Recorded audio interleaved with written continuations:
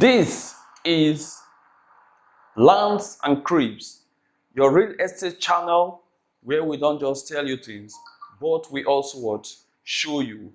And today, in this edition, we're going to talk about the demerits of self-management. What are we talking about?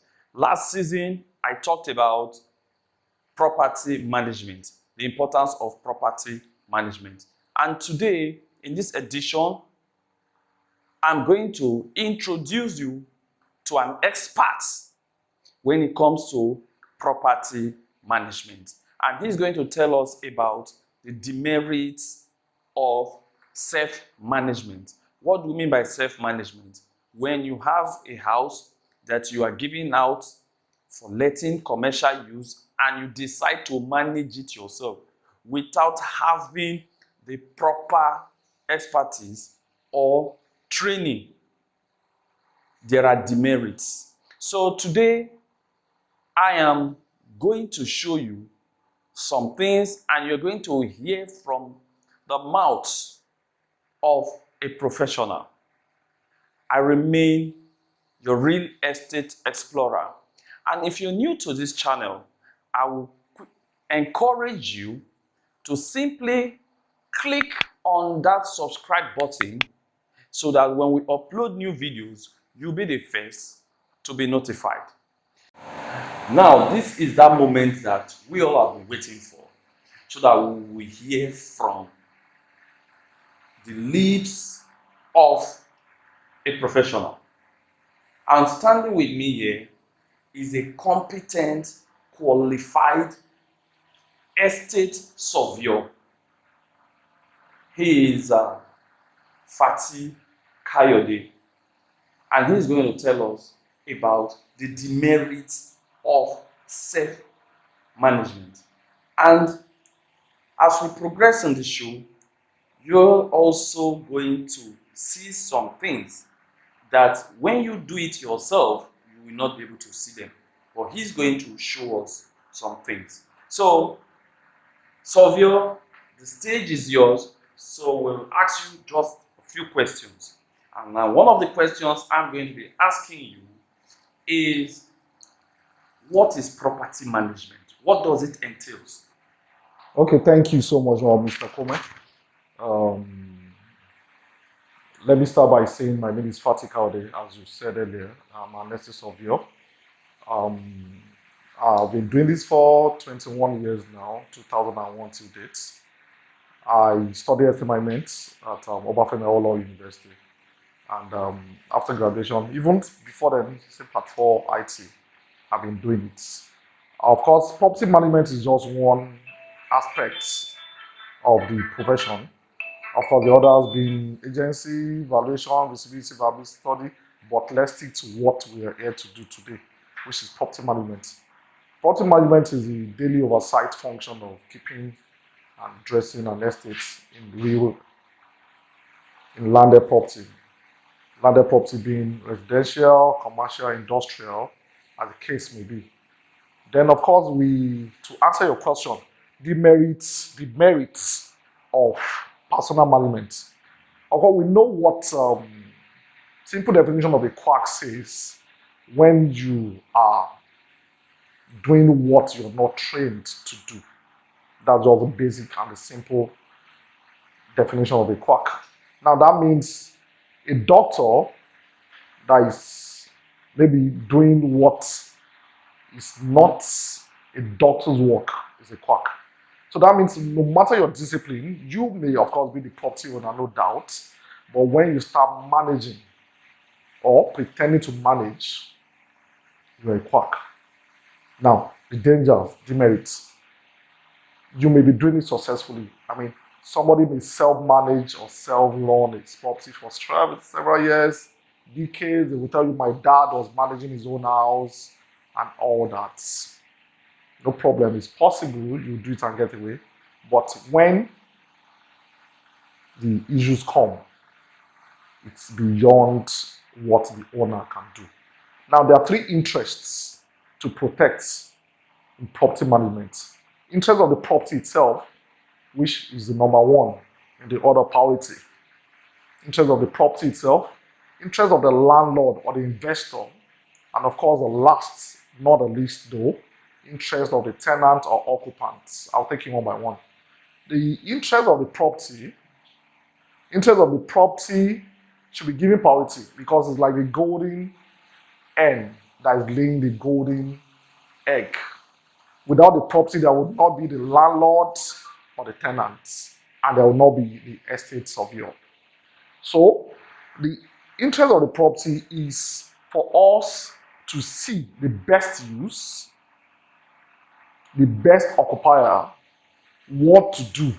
Like, of course, every investment has to be run to achieve the best traction or optimal results. It's the same thing with the property. Immediately a property is completed, or even before completion, there's what we call reasonable wear and tear. The dilapidation will start setting in. So there are some things that we do, cosmetic and even usage, that will prolong the life of the property itself. There are some things that are better done as corrective or cosmetic things that will prevent a total renovation and expenses. So usage and all that too, that is the work of a professional, which in this case is better handled by estate surveyor and valuer. The first part, where we start from, three interests to protect: the property itself, the investor called the landlord, the occupant or otherwise known as the tenant.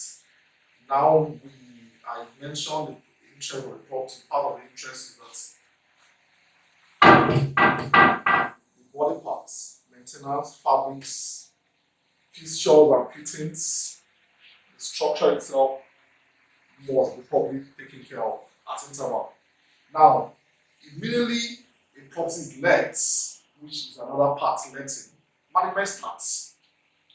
Immediately a tenant moves in, we call what we call settlement inspection, where the inventory, of course, the essence of your value is expected to have taken the inventory of the whole property, maybe flat or whatever it is.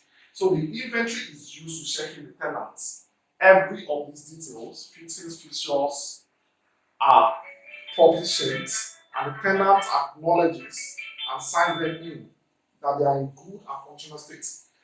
Regularly, we have what we call routine management inspections that will come in. Things like this. The last occupant moved in, and when I did my first routine management inspection, I noticed that the slab was broken. This was not reported. I discovered it myself. So it's for me to quickly point it out and make sure that the problem is rectified. If it's a major problem, external works, then it's for me to pass the obligation to the landlord to fix. So that is where we act as umpires, like referees, middlemen between the landlord and the tenant, to see that the overall interest of the property itself is taken care of. Now, the merits. Landlords are tempted to oversee it because they ask the question of what are we really doing? Why can't I manage it myself?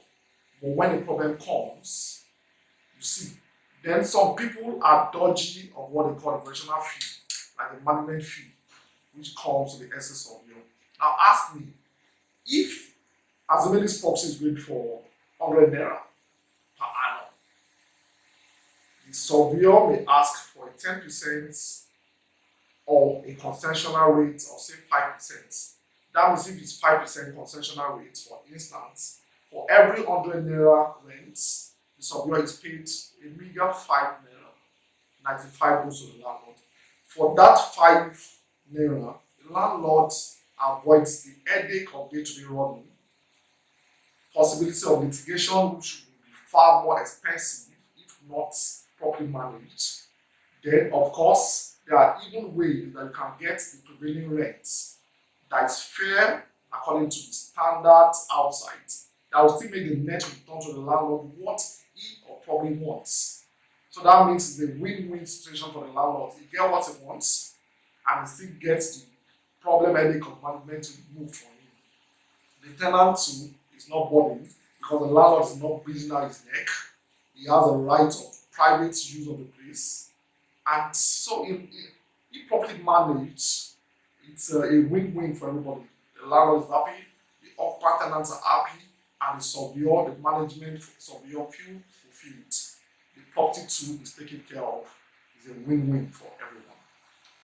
So this whole slab has to be placed because there's no way to fragment it. So that means dig from end to end, which is like 2 meters, has to be completely replaced. So I've taken the elements, but we replace it with another slab that is about this. If we can't get the exact texture color, something close to it. Okay, now, who will be responsible for this damage? This damage now, is it the landlord or the new tenant or the old tenant? Because you know, most times when it comes to renting, a lot of these so-called caretakers who call themselves managers, they collect what they call caution fee. Who handles this damage? Okay, thank you.